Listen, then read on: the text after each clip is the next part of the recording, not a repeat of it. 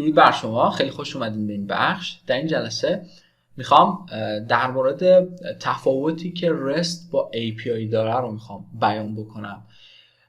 چرا در آگهی‌های در واقع استخدامی از مفهوم یا کلمه RESTful یا REST استفاده میکنن که از شما برنامه‌نویسا میخوان که این رو بلد باشین. چه تفاوتی با API داره؟ خب در این جلسه میخوایم به این مفهوم بپردازیم و اوکیش بکنیم. ببینید دوستان، API مخفف Application Programming Interface هستش و دنیای بزرگی داره، فقط توی دنیای وب نیست که کاربرد داره. که من اگر اینجا در واقع API رو سرچ بکنم و شما ببینید توی ایمیج هاش اگر بیام که توی گوگل هست، حالا میتونیم یه دونه از اینها رو که برای مثال هست، این میتونه خوبه. خب گفته what is API. اگر بخوایم حالا مثال بزنیم این رو، در واقع که من اینجا فکر میکنم خب همینطوری باشه مشکلی نیست. خب حالا API چی هست رو میخوایم بدونیم. کلا گفتم دنیای بزرگی داره، توی دنیای سخت افزار کاربرد داره، توی دنیای موبایل کاربرد داره و توی وب بهش میگن وب سرویس یا وب API که توی ما وبش میخوایم کار بکنیم و با هم پیش بریم ببینیم مفهومش چیه. خب این اپلیکیشن پروگرام اینترفیس یعنی چی؟ یعنی داده ها همینطور که در مقدمات جلسه گفتیم در قالب جیسون با از طریق HTTP با سرور تعامل ریکوست ریسپانس رو خواهند داشت. همین جور که در این شکل دارین میبینین بچه‌ها، خب ما وب اپلیکیشن ما که داریم اینجا مشاهده میکنیم یک درخواستی رو به اینترنت که همون اینترنت میشه پروتکل HTTP ما در واقع ارسال میکنه. حالا اینجا API هایی که ما نوشتیم در واقع میرن به سرور ما و توی دیتابیس چک میشن و ریسپانس از طریق دیتابیس وب سرور و API برگشت داده میشه به حالا سمت کلین. که این در واقع کاری هست که API میتونه برای ما انجام بده. اما خب یه سری پروتکل ها هستن که میان و کاربردهای خیلی خاصی هم دارن و مثل بانک ها که از در واقع سواب استفاده میکنن، پروتکل سواب برای API شون استفاده میکنن. یکی که خب در واقع دیگه میشه گفت قدیمی شده و زیاد کاربردی نداره و چیزی که الان کاربرد داره و خیلی بازار داغی داره و همه شرکت ها و سازمان ها دنبالش هستن همین رست و در واقع پروتکل نیست، یک معماری هستش که خب در واقع باید ازش پیروی کنیم و GraphQL که مختص به شرکت فیسبوک هست که اومده نقص های رست رو حالا با بیانیه‌ای که حالا دادن شرکت فیسبوک، نواقصی که در رست هست رو برطرف کرده و توی GraphQL میگن که API تکامل و کامل تر هستش.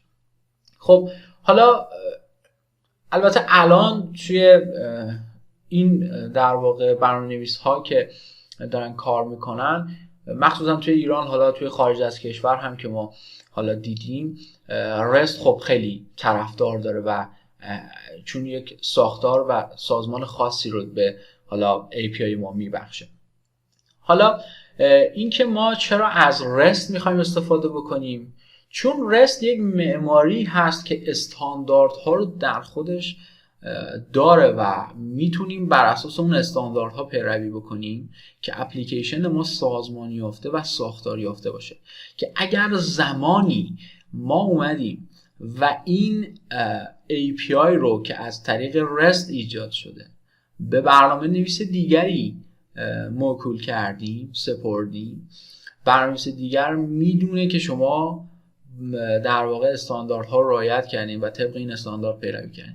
همانند لاراول و پیور PHP، شما در PHP پیور اگر پروژهتون خیلی خیلی بزرگ باشه و از هیچ معماری و دیزاین پترن استفاده نکنید، خب کدهای شما هر چقدر هم که برنامه‌نویس قوی باشین کثیف هست و اون ساختار و سازمان خاص خودش رو نداره. و چرا میاین با لاراول کار میکنید؟ چون لاراول با معماری MVC کار میکنه. مدل ها یه جایی هستن، ویو هامون جای دیگه هستن و کنترلر هامون هم جای دیگه که هر کدوم وظایف و کار مربوط به خودشون دارن. در واقع رست تفاوتش با API در همین هست، مثل تفاوت PHP با لاراول هست که در رست ما میایم از ساختار تنظیم شده‌ای در واقع رفتار میکنیم که URL های ما باید بر اساس متدهای get, put, delete و post باشن که در واقع بهشون میگن که در واقع API endpoint، که توی API endpoint در واقع رفتارهای get و post و put و patch و در واقع delete کاربردهای خاص خودش رو دارن. حالا اطلاعاتی که از API در واقع ممکنه که من اگر بخوام تکمیلی ترش بکنم، من برنامه نویس خب از من خواسته شده که یه API بنویسم. خب وقتی که میخوایم یک وبسایتی رو بزنیم و بخوایم اون وبسایت تعاملی تر باشه و توی دیوایس های دیگه هم حالا کاربرد داشته باشه، باید بریم APIش رو هم بنویسیم. اوکی، پس ما این API که میایم مینویسیم و حالا میخوایم بدیمش به در واقع یک در واقع فریمورک جاوا اسکریپت مثل React.js، حالا یک فرانت اند دیولپر، دیگه به ما ربطی نداره که اون فرانت دیولپر چطوری میخواد از این API استفاده بکنه. ممکنه که از قالب در واقع HTML CSS یا بوتسترپی استفاده کنه برای نمایش این API، و یا ممکنه که در واقع به یک موبایل دیولپر بسپاریم و اون خیلی راحت بیاد توی اندروید توی متریال مثلا دیزاینش رو نمایش بده. ما فقط وظیفه داریم که این API رو بنویسیم و این API که چطور کار میکنه دیگه دست ما نیست، چون دیگه به ما مربوط نیست. در واقع به کسایی که در واقع توی این حوزه ها کار میکنن، مثلا فرانت دیولپر مثلا میخواد توی یه جای دیگه نمایشش بده، توی وبسایت دیگه این API ما رو نمایش بده، خب با ترفندهای خاص خودش و با اون کارهایی که انجام میده نشونش میده. ما فقط کارمون اینه که API رو تولید بکنیم که هم وبسایتش رو داشته باشیم و هم در کنار وبسایت API هاش رو داشته باشیم که در دیوایس های دیگر مثل ویندوز، مثل iOS، مثل اندروید بتونیم در واقع سایتمون رو به نمایش در بیاریم و تعاملش رو بیشتر بکنیم، که این مفهوم API هستش. حالا دلیل این که اصلا کلا بچه‌ها ما API می‌نویسیم اینه که بتونیم روی دیوایس‌های دیگه هم چیکار کنیم؟ استفاده بکنیم. پس این نکته رو هرگز فراموش نکنیم. اگر بخوام اندپوینت‌های API رو توی رست ما بررسی بکنیم، خب من یک پروژه لاراولی رو اوکی کردم، شما هم همین الان باید اوکی بکنین چون میدونم که با لاراول آشنا هستین، باز هم دارم تاکید میکنم، و میایم اندپوینت های API رو با هم بررسی میکنیم. فعلا وارد API نمیشم و شما میدونید که توی در واقع روت های مربوط به لاراول میومدیم توی وب. خب میدونید که وب برای روت هایی هستن که ویو برمیگردونن، اما خب ما توی این دوره از روت API استفاده میکنیم که در ادامه جلسات بهش خواهیم پرداخت. توی وب میام چیکار میکنم بچه‌ها؟ من میام یک در واقع روتی رو درست میکنم که از نوع ریسورس هست و میگم که /product. خب میخوام پروداکت هامو برگردونه و اینجا اسم کلاس هم رو میدم، اسم اون کنترلر هم رو میدم. فعلا کنترلری ندارم که همین در واقع کنترلر رو بهش میدم، کنترلر کلاس. خب این یک روت ریسورس هست که توی لاراول میمدیم از طریق کامند لاین توی ترمینال که PHP آرتیزان روت لیست بود، روت های مربوط به این URL که داش پروداکت هست رو /product هست رو میدیدیم که خیلی راحت من اگر بیام توی ترمینال و اینجا عبارت PHP آرتیزان روت لیست رو اگر بزنم، خب اینجا برام میاد بالا. ببینید ما فعلا در واقع یک روت داریم که اسمش هست پروداکت.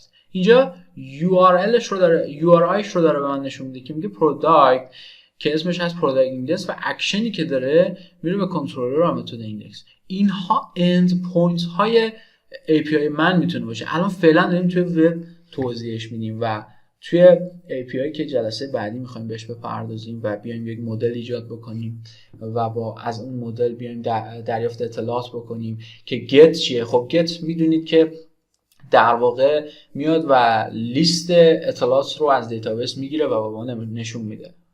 کار پست چیه؟ کار پست اینه که یه چیزی رو ایجاد بکنه، به متد استور میرفت و یه چیزی رو ایجاد، مثل ایجاد کردن یک کامنت، مثل ایجاد کردن یک محصول و الی آخر.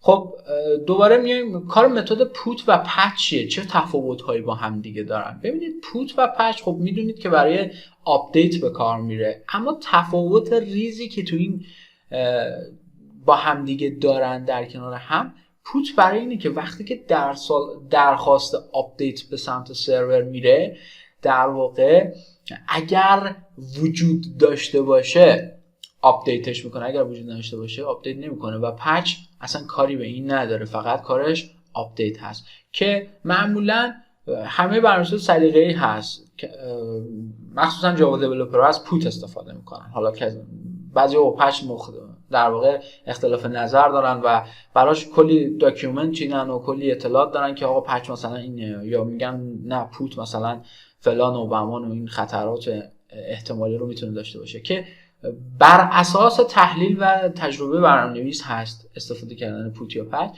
و متدی داریم تحت عنوان دیلیت که میدونید یه چیزی رو پاک میکنه و یک درخواست ریموو به دیتابیس فرستاده میشه از طریق متد دیلیت که حتما و قطعا باشون کار کردیم که ما هم به صورت تخصصی تر باهاشون در واقع کار میکنیم در واقع API.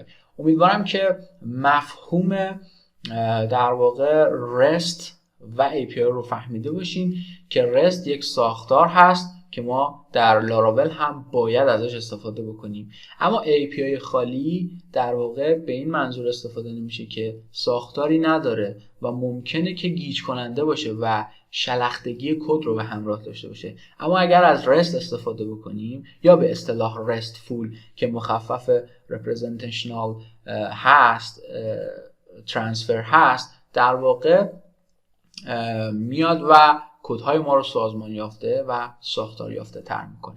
امیدوارم که خسته نشده باشین. جلسه بعدی با هم با API شروع به کار میکنیم.